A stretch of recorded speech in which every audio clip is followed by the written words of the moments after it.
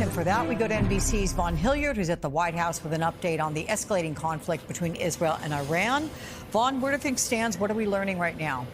Alex, we're just learning here this afternoon from a U.S. official that Israel had approached the United States, the president, about a potential plan to assassinate the supreme leader of Iran, Ayatollah Khamenei. This would have amounted to a regime change in Iran if Israel and the U.S. had agreed to move forward with such a military effort as this in these last days. Of course, that sort of action has not been executed upon here at this time, but this comes 3 days now after those initial airstrikes were launched in a surprise attack on Iran, and since there have been retaliatory airstrikes going between the two countries here.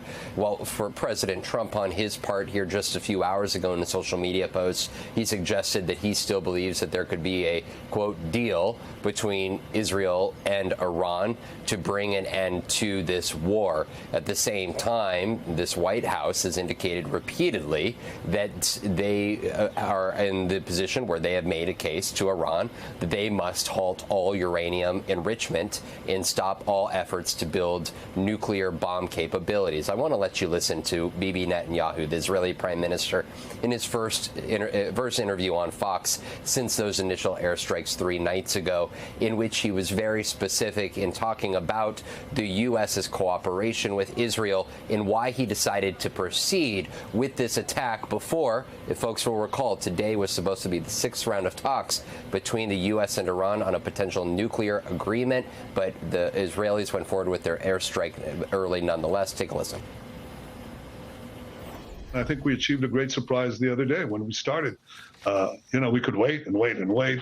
They'd string along the negotiations. We gave them a chance. I gave them a chance, but it was clear they were not serious about it. It became clear, I think, to the United States as well, because the president was very clear. He said, you can't have nuclear weapons. And in order not to have nuclear weapons, you can't enrich uranium. And they basically strung everybody along, and it was clear to us it was going nowhere. Alex, it's a serious question now, the extent to which the U.S. will militarily involve itself with Israel's future military plans. Of course, in the same interview, the prime minister suggested that this war would continue on Iran until they end all uranium enrichment. And yet clearly Iran has not agreed to move forward with any such plan to halt those efforts there. And for the U.S.'s part, they at least presently continue to defend Israeli airspace with the U.S. military using pilots to shoot down drones. So there's a lot of big questions ahead here for this White House, but one that a U.S. official tells us that they pushed back against a plan to take down the Ayatollah and kill Iran's supreme leader. Absolutely. So clearly no cessation of activities expected anytime soon. Very quickly, G7, the president heads to Canada for that meeting. What are the expectations there in terms of the top issue they'll be talking about?